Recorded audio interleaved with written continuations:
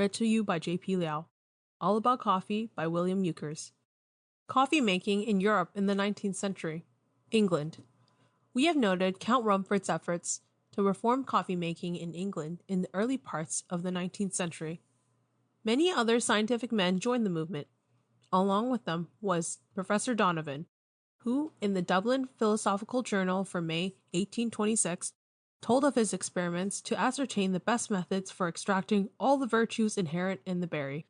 The Penny Magazine, for June 14, 1834, after deploring the straw-colored fluid commonly introduced under the misnomer of coffee in England, thus digests Professor Donovan's findings.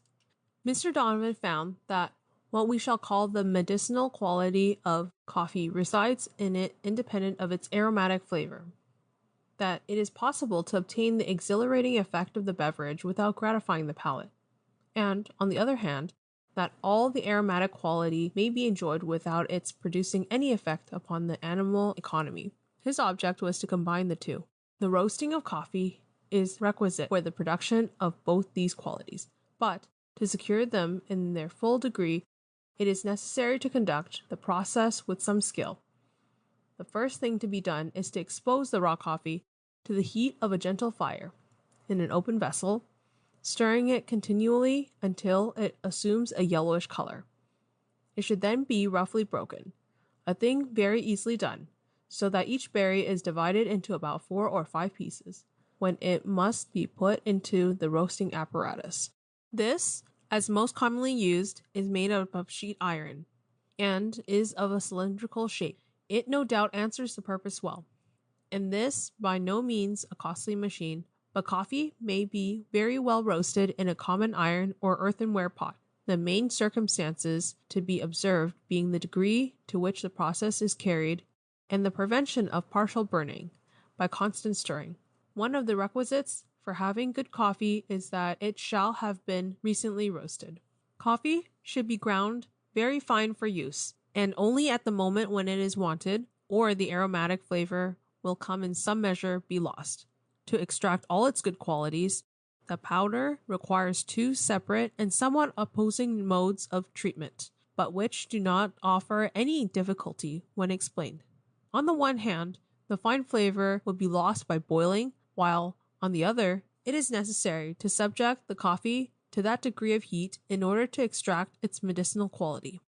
The mode of processing, which, after many experiments, Mr. Donovan found to be the most simple and efficacious for attaining both these ends, was the following. The whole water to be used must be divided into 2 equal parts. 1/2 must be put first to the coffee cold, and this must be placed over the fire until it just comes to a boil, when it must be immediately removed. Allowing it then to subside for a few moments, the liquid must be poured off as clear as it will run. The remaining half of the water, which during this time should have been on the fire, must be added at a boiling point to the grounds and placed on the fire, where it must be kept boiling for about 3 minutes. This will extract the medicinal virtue, and if then the liquid be allowed again to subside, and the clear fluid be added to the first portion, the preparation will be found to combine all the good properties of the berry in as great perfection as they can be obtained. If any fining ingredients is used, it should be mixed with the powder at the beginning of the process. Several kinds of apparatus, some of them very ingenious in their construction, have been proposed for preparing coffee, but they are all made upon the principle of extracting only the aromatic flavor, while Professor Donovan's suggestions not only enable us to accomplish that desired object, but superadd the less obvious but equally essential matter of extracting and making our own all the medicinal virtues. When Webster and Parkes published their Encyclopedia of Domestic Economy, London, 1844, they gave the following as the most usual method of making coffee in England. Put fresh ground coffee into a coffee pot with a sufficient quantity of water, and set this on the fire until it boils for a minute or 2. Then remove it from the fire. Pour out a cupful which is to be returned into the coffee pot to throw down the grounds that may be floating. Repeat this and let the coffee pot stand near the fire, but not on too hot a place, until the grounds have subsided to the bottom. In a few minutes, the coffee will be clear without any other preparation. It may be poured into cups. In this manner, with good materials in sufficient quantity and proper care, excellent coffee may be made. The most valuable part of the coffee is soon extracted, and it is certain that long boiling dissipates the fine aroma and flavor. Some make it a rule not to suffer the coffee to boil, but only to bring it just to the boiling point. But it is said by Mr. Donovan that it requires boiling for a little time to extract the whole of the bitter, in which he conceives much of the exhilarating qualities of the coffee reside. This work also had the following to say on the clearing of coffee, which was then a much mooted question. The clearing of coffee is a circumstance demanding particular attention. After the heaviest parts of the grounds have settled, there are still fine particles suspended for some time, and if the coffee be poured off before these have subsided, the liquor is deficient in that transparency which is one test of its perfection. For coffee not well cleared has always an unpleasant bitter taste.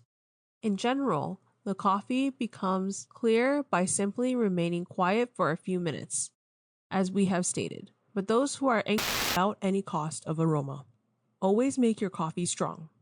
Café au lait is much better if made with 1/4 strong coffee and 3/4 milk. Then, if made half and half with a weaker coffee, this is evident. It is a mistake to assume that coffee cannot be made without a great deal of costly and cumbersome apparatus. The continent. Rossignol has given us a general view of coffee making on the continent of Europe in the middle of the 19th century. He says, "Formerly, small bags of baize were used to percolate coffee. The water was poured on the coffee, and when they were new, the coffee percolated through them was pretty good. But when they had been used a few times, they became greasy, and it was very difficult to clean them by any means. The greasy baize altered the quality of the coffee." And in spite, early coffee making in the United States.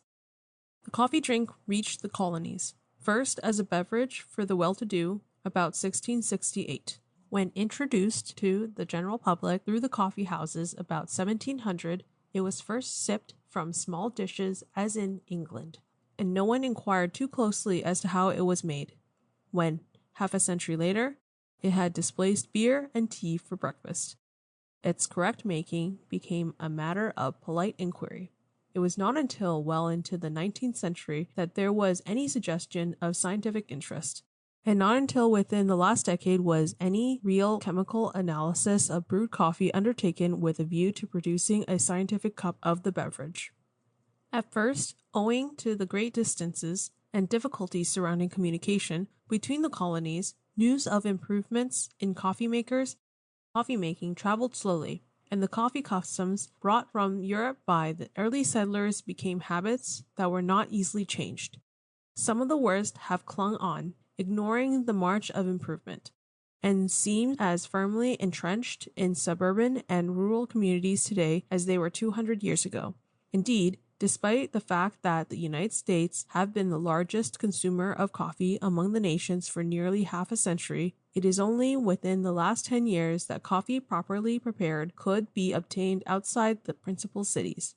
Even today, the average consumer is sadly in need of education in correct coffee brewing.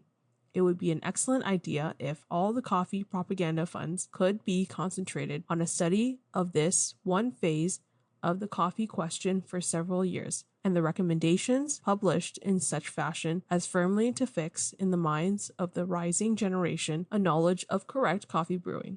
The facts of the case are that, generally speaking, coffee is still prepared in Slovenian fashion in the average American home.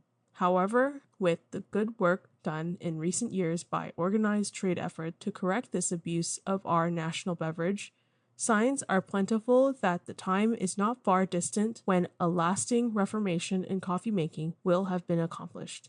In colonial times, the coffee drink was mostly a decoction, Esther Singleton tells us that in New Amsterdam, coffee was boiled in a copper pot lined with tin and drunk as hot as possible with sugar or honey and spices.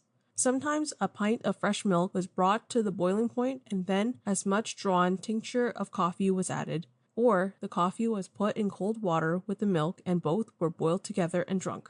Rich people mixed cloves, cinnamon, or sugar with ambergris in the coffee. Ground cardamom seeds were also used to flavor the decoction. In the early days of New England, the whole beans were frequently boiled for hours with not wholly pleasant results in forming either food or drink. In New Orleans, the ground coffee was put into a tin or pewter coffee dripper, and the infusion was made by slowly pouring the boiling water over it after the French fashion. The coffee was not considered good unless it actually stained the cup. This method still obtains among the old Creole families. Boiling coarsely pounded coffee for 15 minutes to half an hour was common practice in the colonies before 1800. In the early part of the 19th century, the best practice was to roast the coffee in an iron cylinder that stood before the hearth fire. It was either turned by a handle or wound up like a jack to go by itself. The grinding was done in a lap or wall mill, and among the best known makes were Kendrick's, Wilson's, Wolf's, John Luther's, George M.W. Vandergrief's, and Charles Parker's best quality. To make coffee without boiling, the cookery books of the period advised the housewife to obtain a biggin, the best of which is what in France is called a guillet. In 1844, the Kitchen Directory and American Housewives' advice on the subject of coffee making was the following. Coffee should be put in an iron pot and dried near a moderate fire for several hours before roasting, in pot or over hot coals and stirring constantly. It is sufficiently roasted when biting one of the lightest colored kernels. If brittle, the whole is done. A coffee roaster is better than an open pot. Use a tablespoonful ground to a pint of boiling water. Boil in a tin pot 20 to 25 minutes. If boiled longer, it would not taste fresh and lively. Let stand 4 or 5 minutes to settle. Pour off grounds into a coffee pot or urn. Put fish skin or isinglass size of a 9-pence in pot when pour on to boil, or else the white and shell of half an egg to a couple of quarts of coffee. French coffee is made in a German filter. The water is turned on boiling hot, and 1/3 more coffee is needed more than when boiled in the common way. In 1856, the Ladies' Home Magazine, now the Ladies' Home Journal, printed the following, which fairly sums up the coffee-making custom of that period. Coffee, if you would have its best flavor, should be roasted at home, but not in an open pan, for this permits a large amount of aroma to escape. The roaster should be a closed sphere or cylinder. The aroma, upon which the good taste of the coffee depends, is only developed in the berry by the roasting process, which also is necessary to diminish its toughness and fit it for grinding. While roasting, coffee loses from 15 to 25% of its weight and gains from 30 to 50% in bulk. More depends on the proper roasting than upon the quality of the coffee itself. 1 or 2 scorched or burned berries will materially injure the flavor of several cupfuls. Even a slight overheating diminishes the good taste. The best mode of roasting, where it is done at home, is to dry the coffee first in an open vessel until its color is slightly changed. This allows the moisture to escape. Then cover it closely and scorch it, keeping up a constant agitation, so that no portion of a kernel may be unequally heated. Too low and too slow a heat dries it up without producing the full aromatic flavor, while too great heat dissipates the oily matter and leaves only bitter, charred kernels. It should be heated so as to acquire a uniform deep cinnamon color and an oily appearance, but never a deep dark brown color. It then should be taken from the fire and kept closely covered until cold, and further until used. While unroasted coffee improves by age, the roasted berries will very generally lose their aroma if not covered very closely. The ground stuff kept on sale in barrels or boxes or in papers is not worthy the name of coffee. Coffee should not be ground until just before using. If ground overnight, it should be covered, or what is quite as well, put into the broiler and covered with water. The water not only retains the valuable oil and other aromatic elements, but also prepares it by soaking for immediate boiling in the morning. If the coffee pot, the Old Dominion, of course, for in a common broiler, this process would ruin the coffee by wasting the aroma. Be set on the range or stove or near the fire, so as to be kept hot all night preparatory to boiling in the morning. The beverage will be found in the morning, rich, mellow, and of a most delicious flavor. Coffee used at supper time should be placed on or near the fire immediately after dinner and kept hot or simmering, not boiling, all the afternoon. Try this method if you wish coffee in perfection. Wood's improved coffee roaster is acknowledged to be the best article of the kind now in use. This patent coffee roaster has been improved by the introduction of a triangular flange inside of each of the hemispheres, as seen in the cut.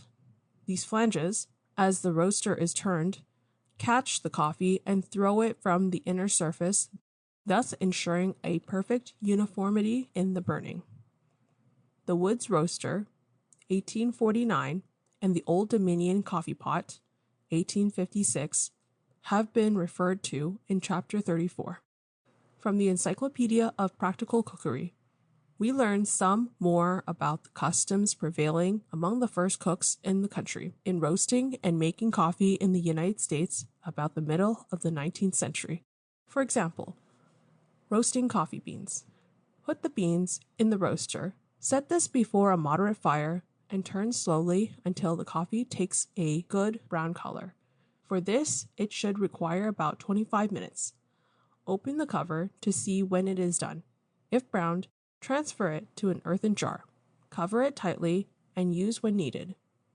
Or a more simple plan, and even more effectual, is to take a tin baking dish. Butter well the bottom, put the coffee in it, and set it in a moderate oven until the beans take a strong golden color. 20 minutes sufficing for this. Toss them frequently with a wooden spoon as they are cooking. Another plan is to put it in a small frying pan, 1 pound of raw coffee beans, and set the pan on the fire, stirring and shaking occasionally until the beans are yellow. Then cover the frying pan and shake the coffee about till it is a dark brown. Move the pan off the fire.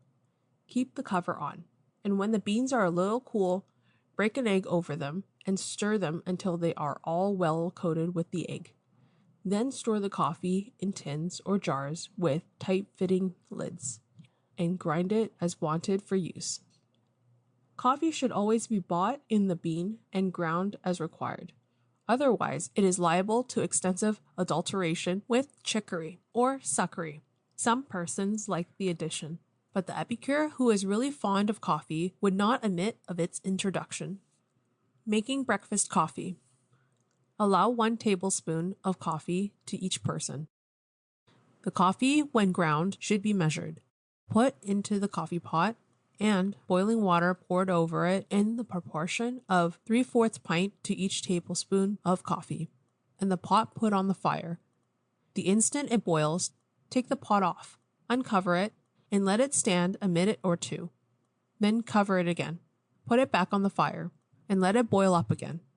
Take it from the fire and let it stand for 5 minutes to settle. It is then ready to pour.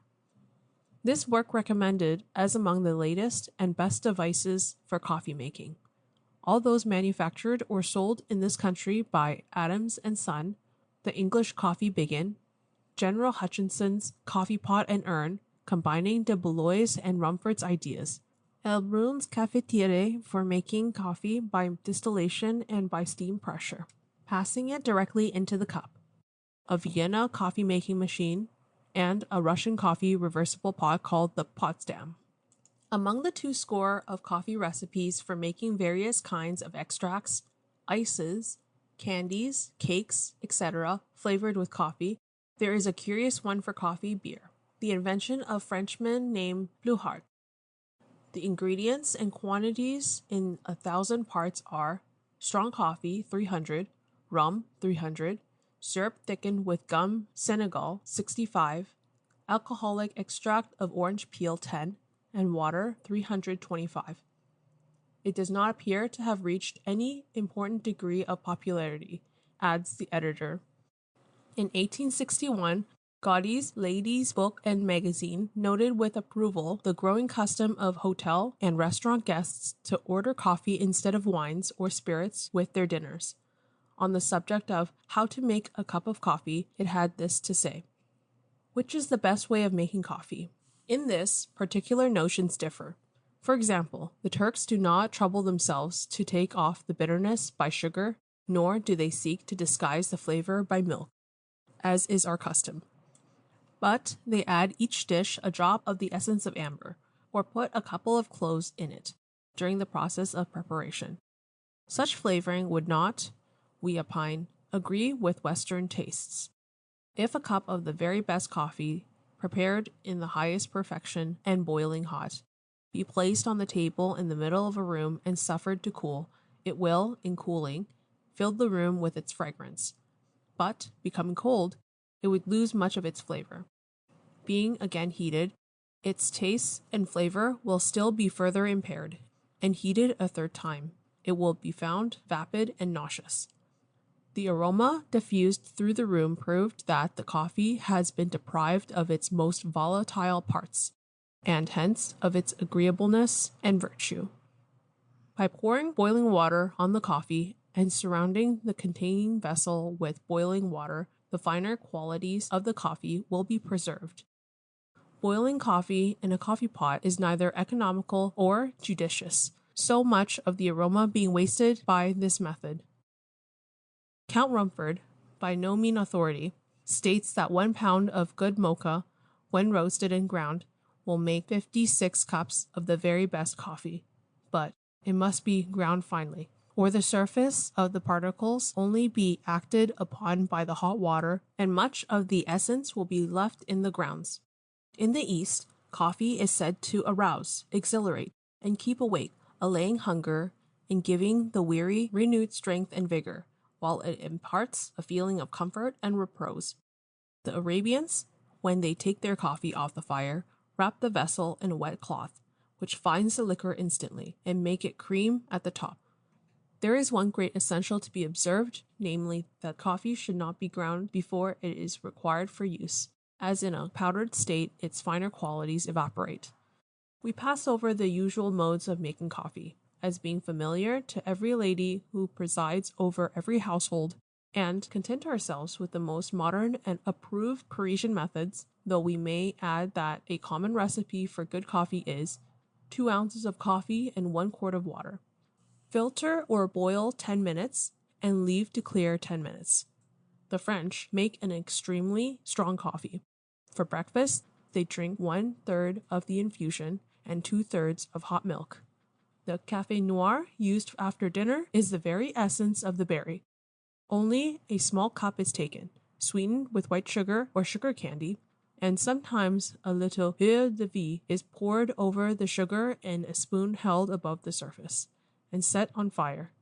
Or after it, a very small glass of liqueur, called the chasse café, is immediately drunk. But the best method, prevalent in France, for making coffee, and the infusion may be strong or otherwise as taste may direct, is to make a large coffee pot with an upper receptacle made to fit close into it, the bottom of which is perforated with small holes, containing in its interior 2 movable metal strainers, over the second of which the powder is to be placed, and immediately under the third.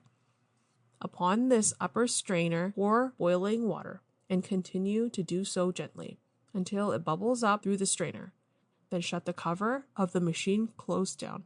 Place it near the fire, and so soon as the water has drained through the coffee, repeat the operation until the whole intended quantity be passed. no findings are required. Thus, all the fragrance of its perfume will be retained with all the balsamic and stimulating powers of its essence. This is a true Parisian mode, and voila, a cup of excellent coffee. This article is most interesting in that it shows the revolt against boiling coffee had started in the United States. Also, that the importance of fine grinding was being recognized and emphasized by the leaders of the best thought of the nation. Probably the first scientific inquiry into the subject of coffee roasting and brewing in the United States was that detailed by August T. Dawson and Charles M. Wetherill, Ph.D., M.D., in the Journal of the Franklin Institute for July and August 1855. The following is a digest. There are two classes of beverages, one alcoholic and two nitrogenized. Nitrogenized foods are effective to place the substance of the different organs of the body wasted away by the process of vitality. Coffee is one of these. Besides the tannin, the coffee berry contains two substances. One, the nitrogenized quality, caffeine, which is about 1% and is not altered in roasting, and the other, a volatile oil, which is developed in roasting and which gives the coffee its flavor. Dr. Julius Lehmann, Liebig's Annales 87-205, says that coffee retards the waste tissues of the body and diminishes the amount of food necessary to preserve life. This effect is due to the oil. Much of the nutritive portion of coffee is lost by European methods of making. Good coffee is very rare.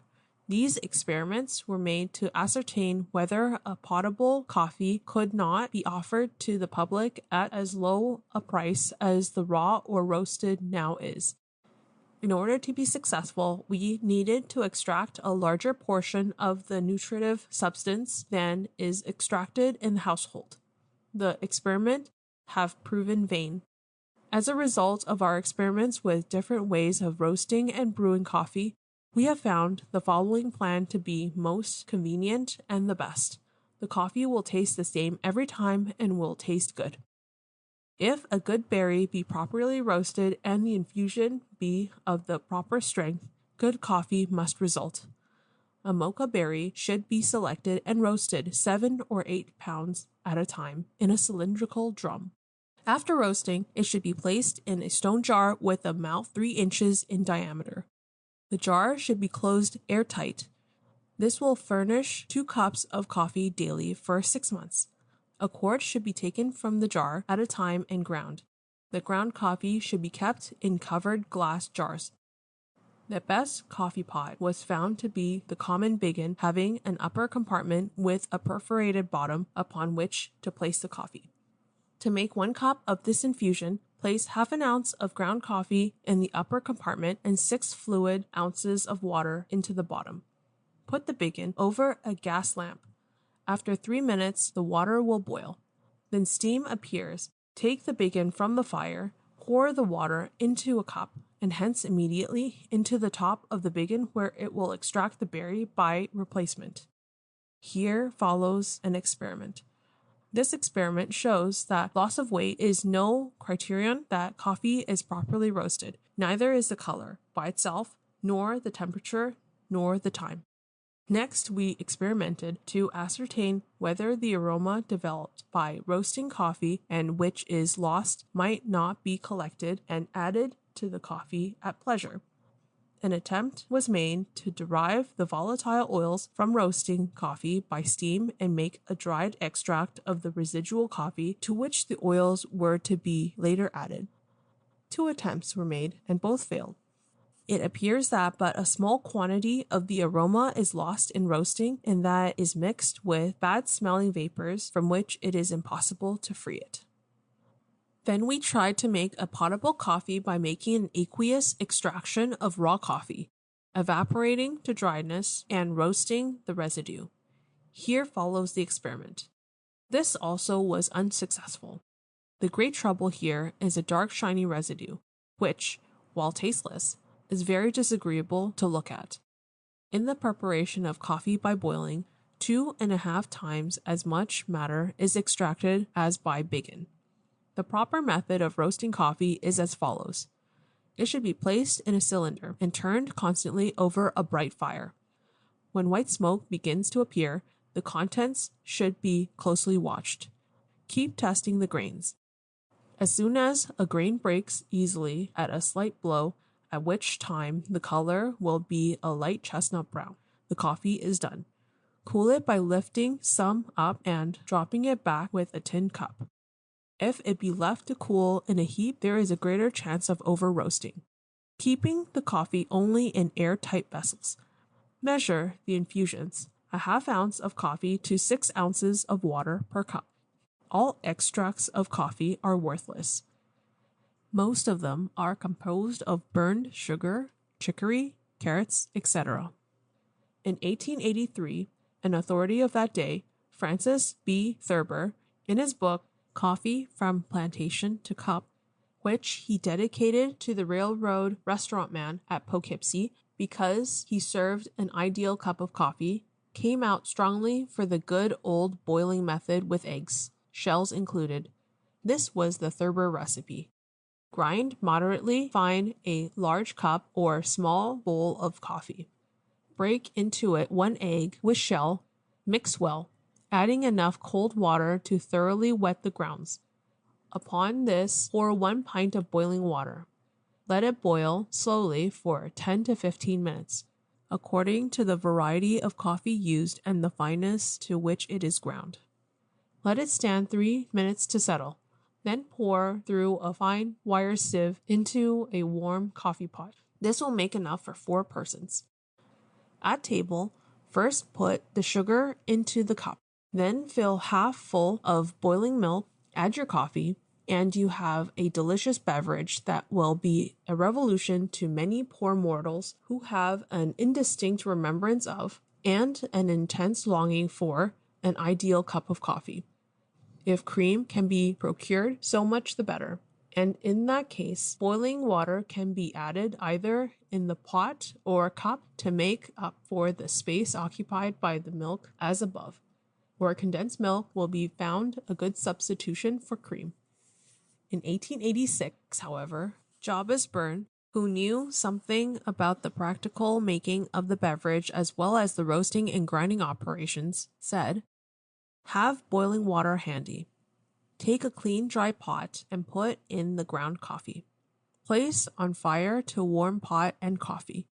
Pour on sufficient boiling water, not more than 2/3 full. As soon as the water boils, add a little cold water and remove from fire. To extract the greatest virtue of coffee, grind it fine and pour scalding water over it." John Cotton Dana of the Newark Public Library says he remembers how in his old home in Woodstock, Vermont, they had always, in the attic, a big stone jar of green coffee. This was sacred to the great feast days, Thanksgiving, Christmas, etc. Just before those anniversaries, the jar was brought forward and the proper amount of coffee was taken out and roasted in a flat sheet iron pan on the top of the stove, being stirred constantly and watched with great care, as my memory seems to say that this was not constantly done, says Mr. Dana. It would seem that, even then, my father, who kept the general store in the village, brought roasted coffee in Boston or New York. At the close of the century, there were still many advocates of boiling coffee. But although the coffee trade was not quite ready to declare its absolute independence in this direction, there were many leaders who boldly proclaimed their freedom from the old prejudice. Arthur Gray, in his Over the Black Coffee, as late as 1902, quoted the largest coffee importing house in the United States as advocating the use of eggs and eggshells and boiling the mixture for 10 minutes. End of section 70. Read to you by J.P. Liao, Vancouver, Canada, November 7th, 2022.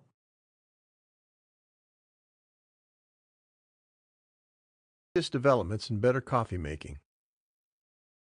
Better coffee making by cooperative trade effort got its initial stimulus at the 1912 convention of the National Coffee Roasters Association.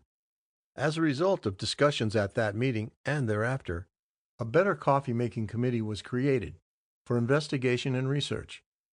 The Coffee Trade's Declaration of Independence in the matter of boiled coffee was made at the 1913 convention of the National Coffee Roasters Association, when, after hearing the report of the Better Coffee Making Committee, presented by Edward Aborn of New York, it adopted a resolution saying that the recommendations met with its approval and ordering that they be printed and circulated.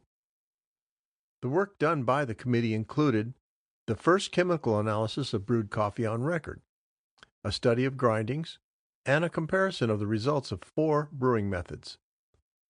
Its conclusions and recommendations were embodied in a booklet published by the National Coffee Roasters Association entitled From Tree to Cup with Coffee, and were as follows. Roasting. The roaster, or coffee chef, is the only cook necessary to a good cup of coffee. He sends it to the consumer a completely cooked product. In the roasting process, the berries swell up by the liberation of gases within their substance.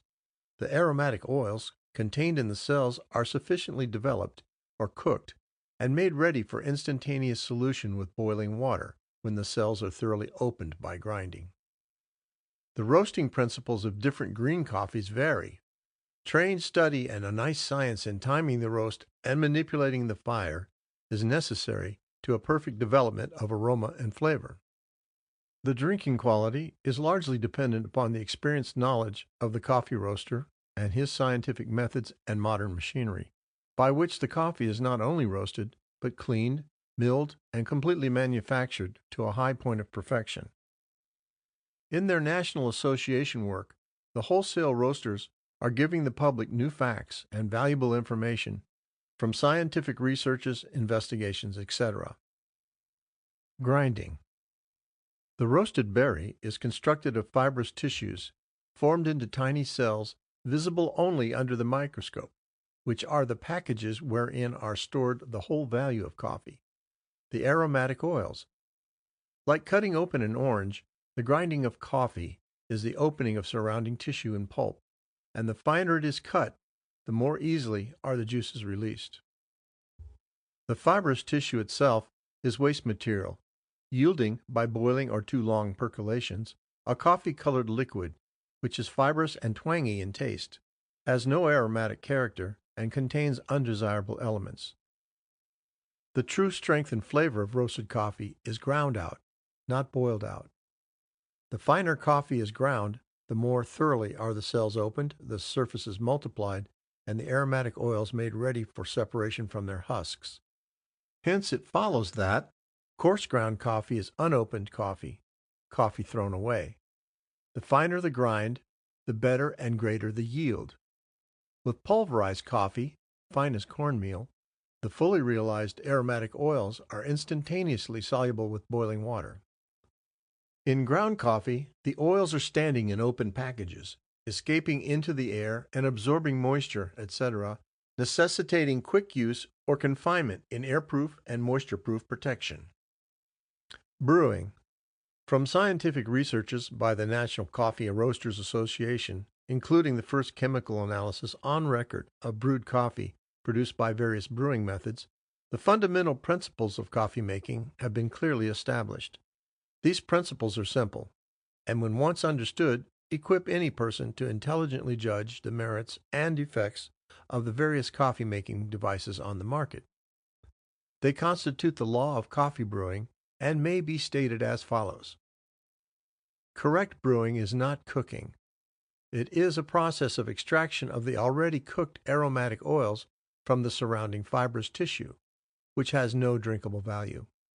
Boiling or stewing cooks in the fiber, which should be wholly discarded as dregs, and damages the flavor and purity of the liquid. Boiling coffee and water together is ruin and waste. The aromatic oils, constituting the whole true flavor, are extracted instantly by boiling water when the cells are thoroughly opened by fine grinding. The undesirable elements, being less quickly soluble, are left in the grounds in a quick contact of water and coffee. The coarser the grind, the less accessible are the oils to the water, thus the inability to get out the strength from coffee not finely enough ground. Too long contact of water and coffee causes twang and bitterness, and the finer the grind, the less the contact should be. The infusion, when brewed, is injured by being boiled or overheated. It is also damaged by being chilled, which breaks the fusion of oils and water. It should be served immediately or kept hot, as in a double boiler. Tests show that water under the boiling point, 212 degrees, is inefficient for coffee brewing and does not extract the aromatic oils. Used under this temperature, it is a sure cause of weak and insipid flavor. The effort to make up this deficiency by longer contact of coffee and water or repeated pouring through results in no extraction of the oils, but draws out undesirable elements such as coffee tannin, which is soluble in water at any temperature and is governed by the time of contact. Coffee tannin, which is not the commercial tannic acid, is eliminated to practically nothing in the quick brewing methods. The chemical analysis of brewed coffee shows the following. Percolator method: fine granular, 5 minutes steeping, coffee tannin per cup, 2.90 grains. Boiling method: medium granular, coffee tannin per cup, 2.35 grains. Steeping method: medium granular, coffee tannin per cup, 2.31 grains. Filtration or drip method: pulverized, coffee tannin per cup, 0.29 grains. Brewing is the final manufacturing process of coffee. All previous perfection is dependent upon it. Like food products which lose nutritive value by bad cooking, coffee loses its best values by wrong brewing. Brewed by the very simple, correct methods, it is an unfailingly clear, fragrant, taste-charming beverage, universally loved and scientifically approved. The committee made a further report in 1914, and some of the findings were subsequently published in an association booklet called the Coffee Book, used in connection with the Second National Coffee Week campaign in 1915. In it were these: grinding definitions: powdered, like flour; pulverized, like not coarser than fine corn meal; very fine and fine, like from cornmeal to fine granulated sugar; medium, like coarse granulated sugar. Also, the committee emphasized its previous findings, particularly this one: filter bags should be kept in cold water when not in use. Drying causes decomposition. Keeps sweet if kept wet. Use muslin for filter bag and pulverized granulation. The association brought out this same year, on recommendation of the committee, its home coffee mill, an ideal and standard coffee mill for home use. It was a wall mill equipped with a glass front metal hopper and employing a ratchet spring lock nut and double action grinders. The mill was later improved with an all-glass hopper and a tumbler bracket. More than 20,000 of these mills have been sold. At the suggestion of the author, the efficiency of 9 different coffee-making devices, including boiling and drip pots, pumping percolators, cloth and paper filters, was investigated in the laboratories of the Mellon Institute of Industrial Research of the University of Pittsburgh in 1915, and Dr. Raymond F. Bacon submitted a report that showed that the boiling method produced the highest percentage of cafetanic acid and caffeine, the French drip process the lowest. The investigation disclosed also a more palatable brew at 195 degrees to 200 degrees Fahrenheit than at the boiling point. Another notable contribution to the science of coffee brewing was made by the Home Economics Laboratories of the University of Kansas in 1916. The experiments extended over 1 year. They showed that strength and color in coffee brews are independent of blend and price, and are most fully obtained by pulverized granulation, which was found to be the most efficient, that the consumer pays for flavor, and that filtration yielded the best brew, The French drip, or true percolator, did not figure in these experiments. At the 1915 convention of the National Coffee Roasters Association, Mr. Aborn reported that 4,000 copies of the committee's findings on grinding and brewing had been given away, and the facts were further circulated in 2 million booklets issued during 2 years. He told of tests which showed that while there might be reasons of commercial expediency for packing ground coffee, it could not be defended as a quality principle. Also, that plate grinders produced a more efficient drawing granulation than roller grinders, and that the idea that the steel cut process eliminates dirt was an absurdity, as the finest ground coffee is not dirt, but coffee in its most efficient drawing condition. He added, "I have paid no attention to chaff removal in these tests, as the uselessness of such removal has been repeatedly shown up." The reference here was to his 1914 and 1913 reports, in which it was stated that removing the chaff in the steel cut process does not remove any of the tannin, and for this purpose the steel cut process is wholly futile and a wasteful and unnecessary tax upon cost, and that the removal of the chaff appreciably affects the flavor and depreciates the cup value. This report repeated previous findings against the pumping percolator as producing an inefficient brew and being a very faulty utensil. Mr. Aborn concluded his report by saying, "The old-time boiling method has fewer and fewer defenders and holds its own only as a superstition. I therefore pass it over as a discarded issue. It is but repetition of former reports for me to say that pulverized granulation is the most efficient granulation, that it assures the highest quality of brew and the lowest proportion of coffee to a given strength, that it is the most saving and most satisfying grinding for all to use, that it, the coffee, must be fresh ground, that the filtration method is the most correct in fundamental principles, and that used with a muslin bag it assures the consumer coffee of the purest, finest flavored quality, highest health value, and sure economy." The campaign of education was continued during 1916, producing encouraging results among schools, colleges, the medical fraternity, newspapers, with the trade and the consumer. It marked the first big constructive work combining the practical and scientific phases of grinding and brewing methods. In his report at the 1916 convention of the National Coffee Roasters Association, Mr. Aborn reviewed the 4 years' work and pointed out what had been accomplished. He told of a new booklet to be called The True Book on Coffee Grinding and Brewing, and an educational exhibit box for schools about to be issued.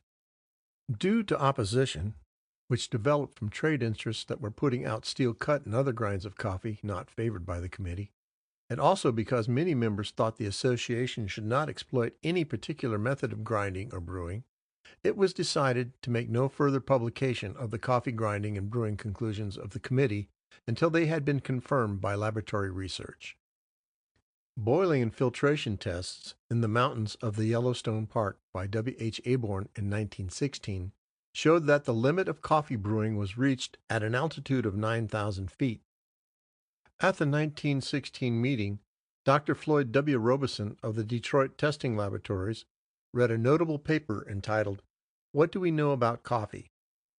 which hailed coffee as a food product, warned the roasters to be aware of half facts, and to urge the importance of a research laboratory.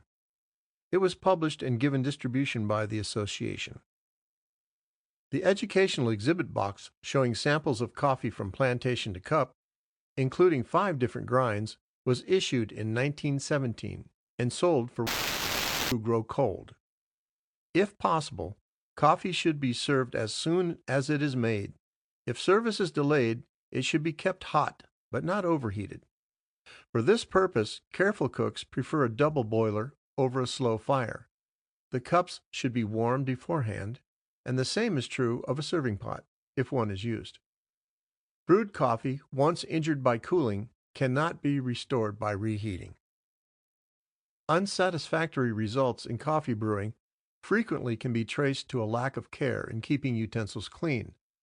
The fact that the coffee pot is used only for coffee making is no excuse for setting it away with a hasty rinse.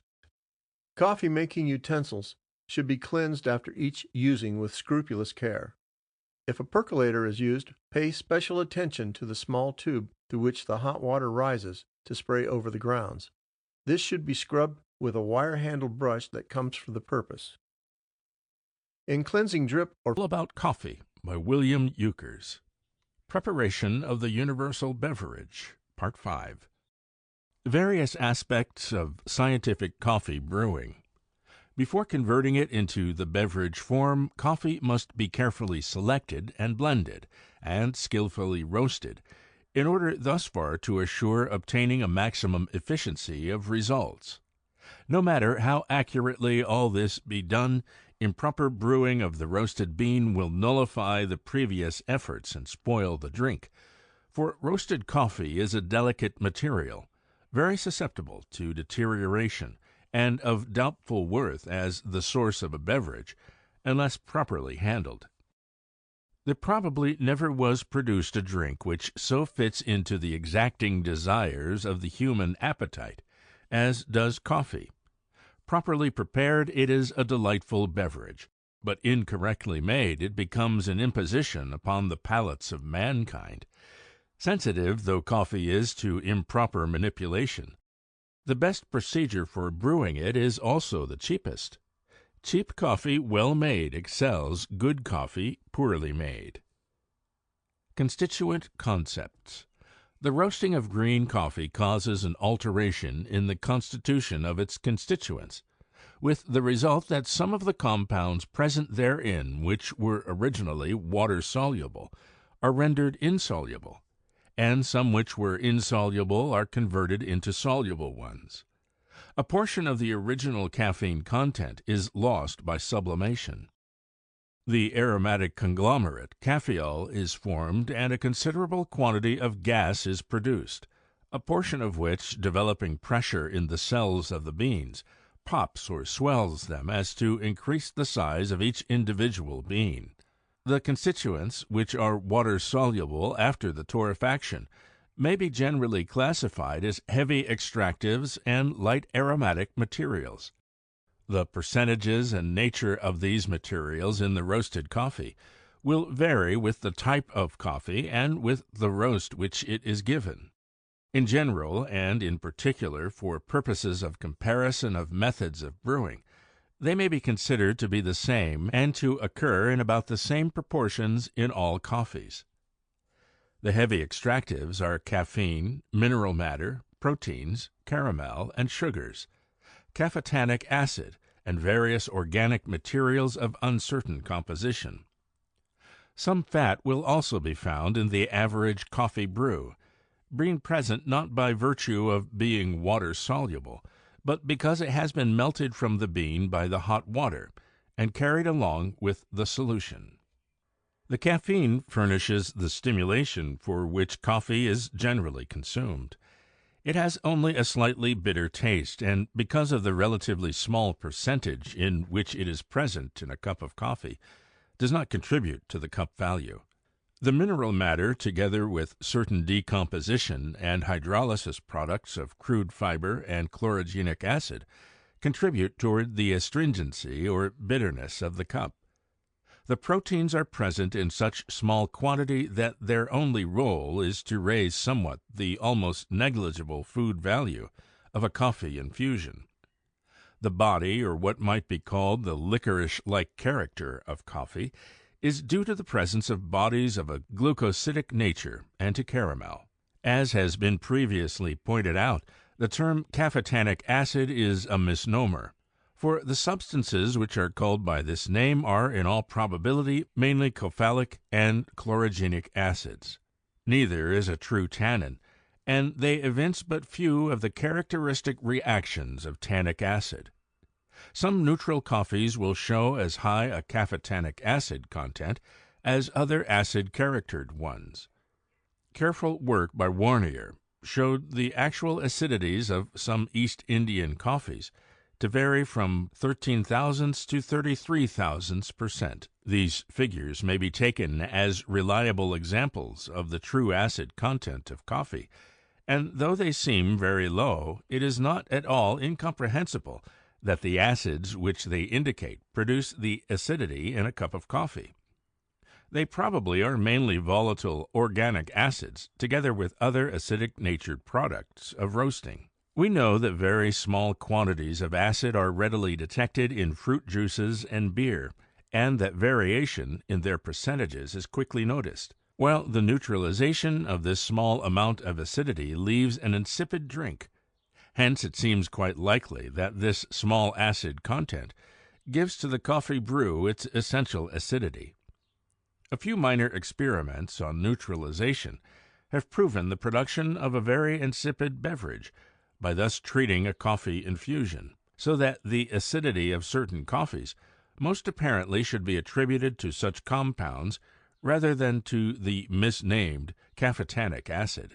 The light aromatic materials and the other substances which are steam distillable, i.e., which are driven off when coffee is concentrated by boiling, are the main determining factors in the individuality of coffees.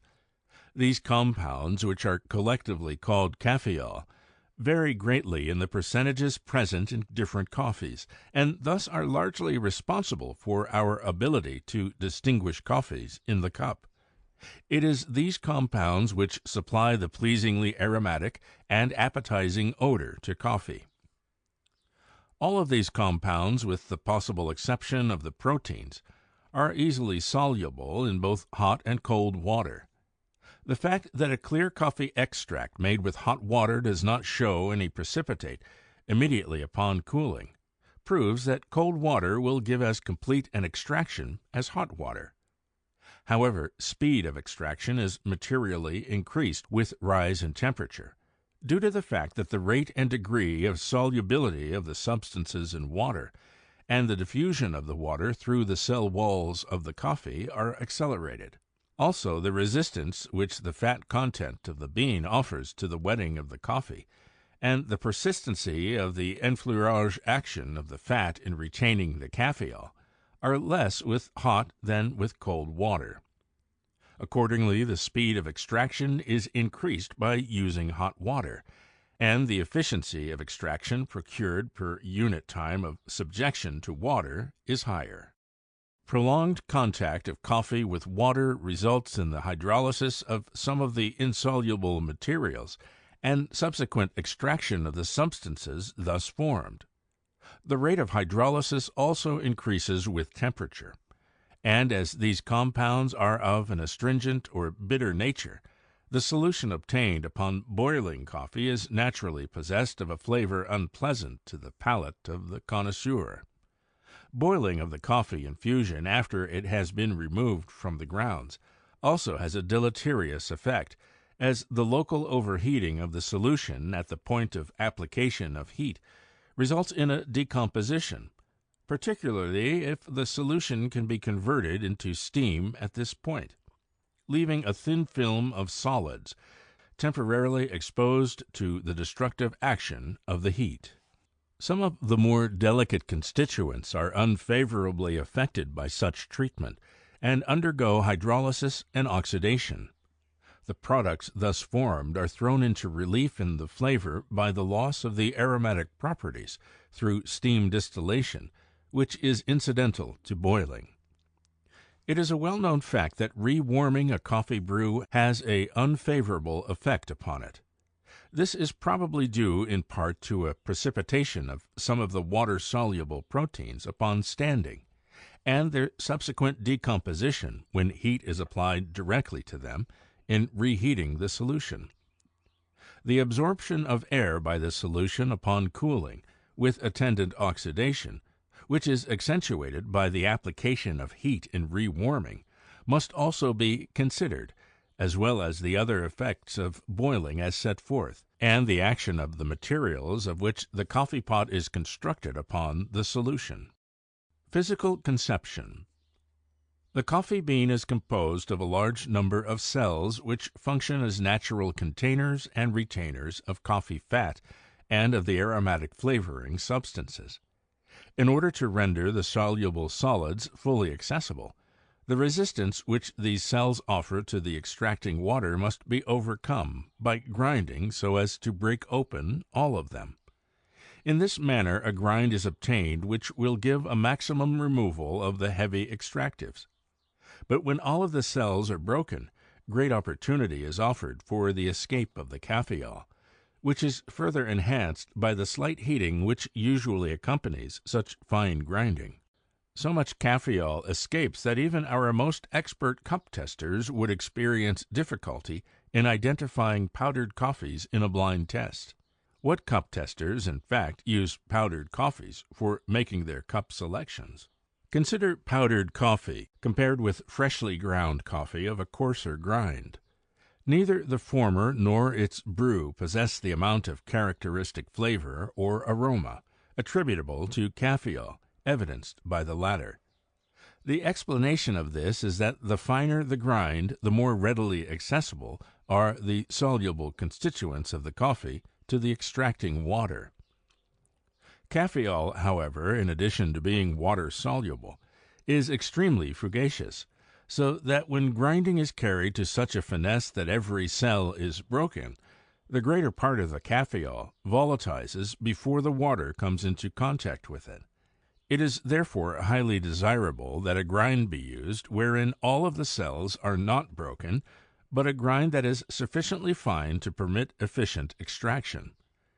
In the light of this knowledge, the grind advocated by King seems to be logical, for with it, though neither a maximum of the non-volatile extractives nor a maximum of cafeol is obtained, an all-around maximum of cup quality is procured. The escape upon grinding of these volatile, aromatic, and flavoring constituents, which lend individuality to coffees, makes it essential that the roasted beans be ground immediately prior to extraction. Different methods of extraction. The methods employed for preparing the coffee drink may be classified under the general headings of boiling, steeping, percolation, and filtration. True percolation is the simple process known by the trade as filtration, but in this classification the term indicates the style of extraction exemplified by the pumping percolator. Boiled coffee is usually cloudy due to the suspension of fine particles, resulting from the disintegration of the grounds by the violence of boiling. The usual procedure in clarifying the decoction is to add the white of an egg or some egg shells, the albumin of which is coagulated upon the fine particles by the heat of the solution, and the particles thus weighted sink to the bottom. Even this procedure, requiring much attention, does not give as clear a solution as some of the other extraction procedures employed. The conditions to which coffee is subjected during boiling are the worst possible, as both grounds and solution undergo hydrolysis, oxidation, and local overheating, while the cafeol is steam distilled from the brew. Many persons who have long been accustomed to drinking the relatively bitter beverage thus produced are not satisfied by coffee made in any other way, but this is purely a perversion of taste, for none of the properties are present which make coffee so prized by the epicure. Steeping, in which cold water is added to the coffee and the mixture brought up to a boil, does not subject the coffee to so strenuous conditions. Local overheating and hydrolysis occur, but not to so great an extent as in boiling, and most of the effects of oxidation and volatilization of cafeol are absent.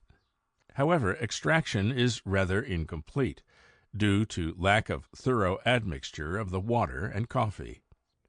When coffee is to be made under the best conditions, the temperature of the water used and of the extract after it is made should not fluctuate. In the pumping percolator, as in the steeping method, the temperature varies greatly from the time the extraction is started to the completion of the operation. This is deleterious. Also, local overheating of the infusion occurs at the point of application of the heat, and because of the manner in which the water is brought into contact with the coffee, the degree of extraction shows inefficiency. Spraying of the water over the coffee never permits the grounds to be completely covered with water at any one time, and the opportunity offered for channeling is excessive. The principle of thorough extraction demands that as the substance being extracted becomes progressively more exhausted, fresh solvent should be brought into contact with it. In the pumping percolator, the solution pumped over the grounds becomes more concentrated as the grounds become exhausted, so that the time taken to reach the degree of extraction desired is longer, and an appreciable amount of relatively concentrated liquor is retained by the grounds. The simplest procedure to follow is that in which boiling water is poured over ground coffee, suspended on a filtering medium in such a manner that the extracting water will slowly pass through the coffee and be received in a containing vessel, which obviates further contact of the beverage with the grounds. The water, as it comes into contact with the ground coffee, extracts the soluble material, and the solution is removed by gravity. Fresh water takes its place, so that if the filter medium be of the proper fineness, the water flows through at the correct rate of speed, and complete extraction is effected with the production of a clear solution. Thus, a maximum extraction of desirable materials is obtained in a short time, with a minimum of hydrolysis, oxidation, and loss of caffeol. And if the infusion be consumed at once, or kept warm in a contrivance embodying the double boiler principle, the effects of local overheating are avoided. Also, with the use of an appropriate filter, a finer grind of coffee can be used than in the other devices, without obtaining a turbid brew. All this works towards the production of a desirable drink. There are several devices on the market, some using paper and some cloth as a filter, which operate on this principle and give a very good coffee. The use of paper presents the advantage of using a new and clean filter for each brew, whereas the cloth must be carefully kept immersed in water between brews to prevent its fouling. Contrivances operating on the filtration principle have been designed for use on a large scale in conjunction with coffee urns, and have proven quite successful in causing all of the water to go slowly through the coffee without channeling, thus accomplishing practically complete extraction. The majority of urns are still operated with bags, of which the ones with sides of heavier material than the bottom obtain the most satisfactory results, as the majority of the water must pass through the coffee instead of out through the sides of the bag. Greatest efficiency, when bags are used, is obtained by repouring until all of the liquid has passed twice through the coffee. Further repouring extracts too much of the astringent hydrolysis products.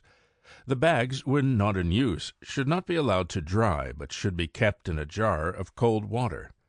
The urns provided with water jackets keep the brew at almost a constant temperature, and avoid the deterioration incident to temperature fluctuation.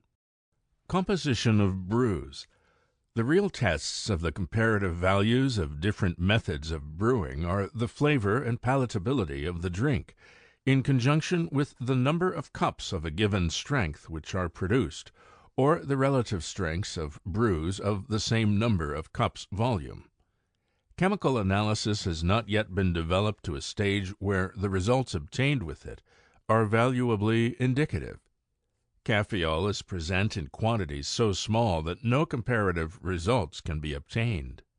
Cafetanic acid determinations are practically meaningless.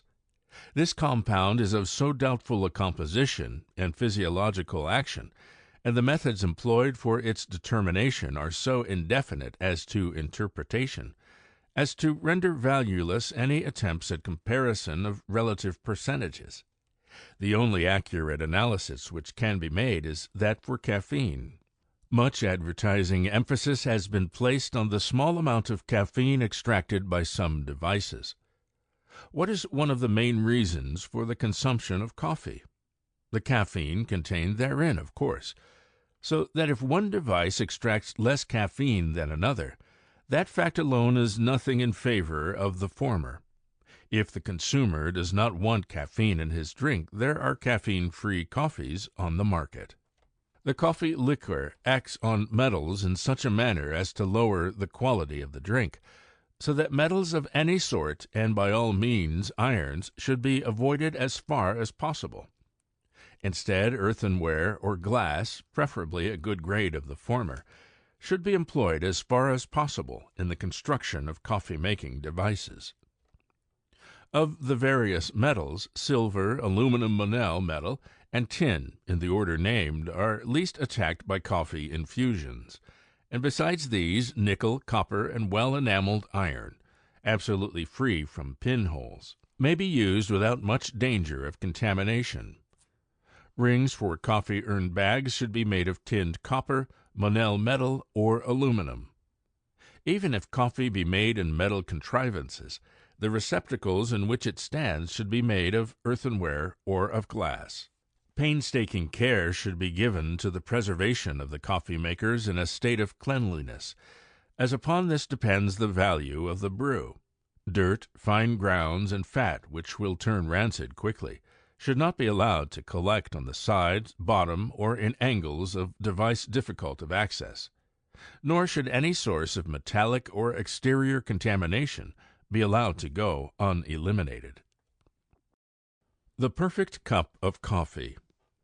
Lovers of coffee in the United States are in a better position to obtain an ideal cup of the beverage than those in any other country. While imports of